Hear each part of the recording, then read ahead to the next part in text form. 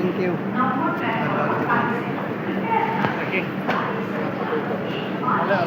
আছোঁ দা বাকী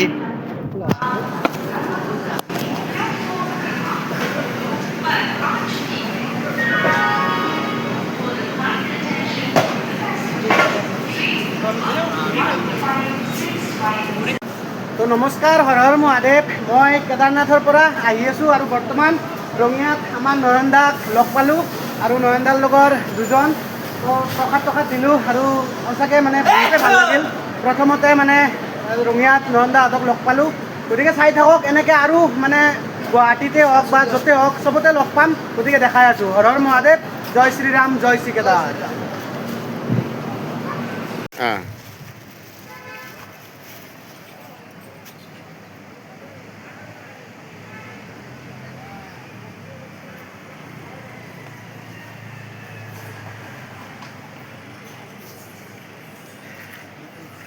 প্ৰায় 119 দিনেই হ'ল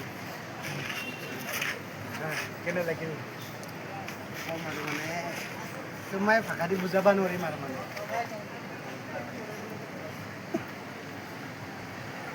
আহোঁতে কিহত আহিলে চাৰিধাম কৰিলে নাই যিহেতু বন্ধই আছিল আপোনাৰ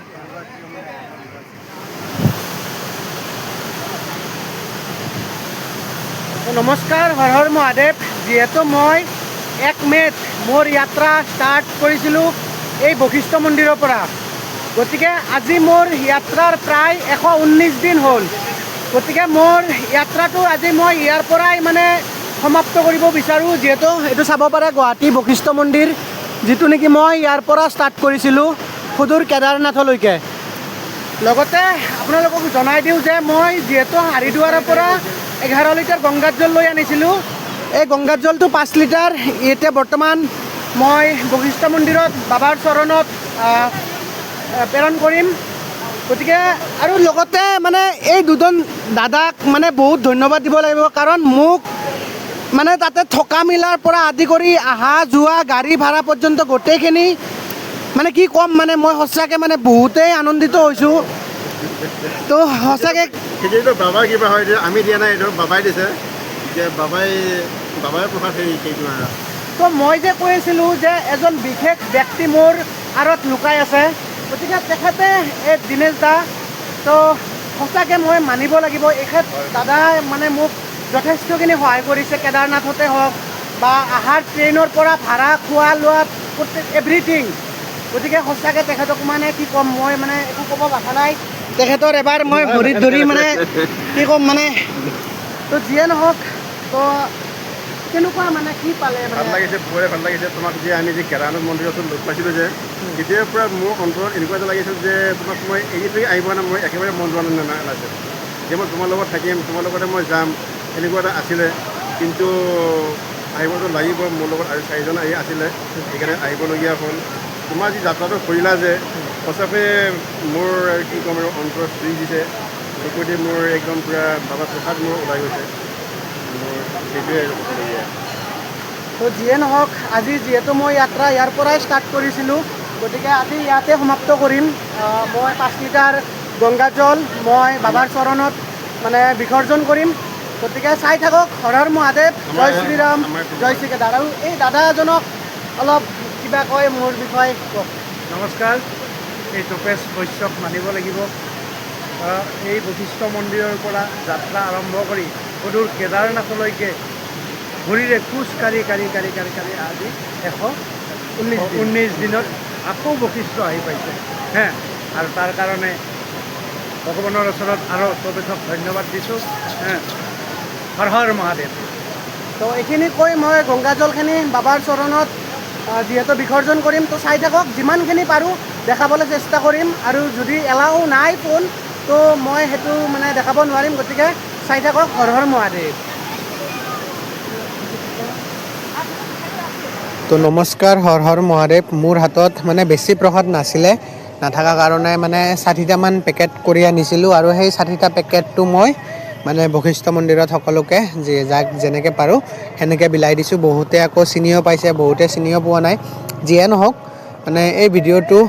মানে এইখিনি মানে ভইচ কভাৰ কৰি দিছোঁ কাৰণ মানে সকলোৱে বুজি নাপায় আৰু মানে বহুতে মানে ভগৱানৰ প্ৰসাদ লোৱাও নাই, নাজানো কিয় নাজানো, বাট মই কৈছোঁ যে কেদাৰনাথৰ প্ৰসাদ বহুতে লোৱাও নাই আৰু বহুতে লৈছেও আৰু বহুতে ভালো কৈছে মানে তুমি যে ইমান দূৰ গৈছা খোজকাঢ়ি। গতিকে যিয়ে নহওক মানে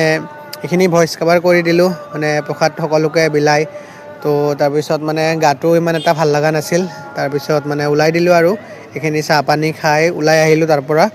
তাৰপিছত আমি লাষ্টত আহিলোঁ অলপমান বাল্যচা মন্দিৰত এনে অলপমান ফুৰিবলৈ। তো এইখিনিয়ে আৰু মানে ভিডিঅ' চিডিঅ' ভালকৈ দিব পৰা নাই, বেয়া চেয়া নাপাব। গতিকে ধুনীয়াকৈ ব্লগ দি থাকিম, যিহেতু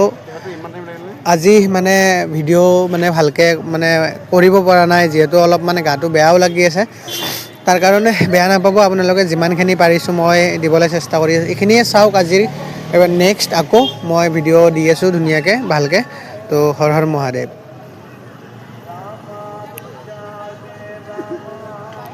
ৰ'ব আৰু এটা কথা, মানে যিহেতু মই যাত্ৰাটো মই মানে বশিষ্ঠ মন্দিৰতে মানে আৰম্ভ কৰিছিলোঁ, আকৌ বশিষ্ঠ মন্দিৰত মই গংগাত জল লৈ আনিছিলোঁ 5 লিটাৰ তাতে ঢালি, তো মই এণ্ডিং কৰিছোঁ। তো যিয়ে নহওক ভগৱানৰ ওচৰত আপোনালোকেও প্ৰাৰ্থনা কৰিব যাতে নেক্সট বাৰ আকৌ মানে বাবাই সক্ষম কৰে। সেইখিনি কৈ মোৰ মানে কি ক'ম আৰু আপোনালোকক, একো মানে কোৱাৰ ভাষাও নাই মোৰ, যিহেতু গাটো অলপ বেয়া হৈ আছে। গতিকে আজি ৰেষ্ট লৈ আকৌ কালিৰ পৰা ধুনীয়াকৈ ভিডিঅ' পাই থাকিব আপোনালোকে। চ' আজি এই ভিডিঅ'টো মানে আজি আপলোড নকৰোঁ। তো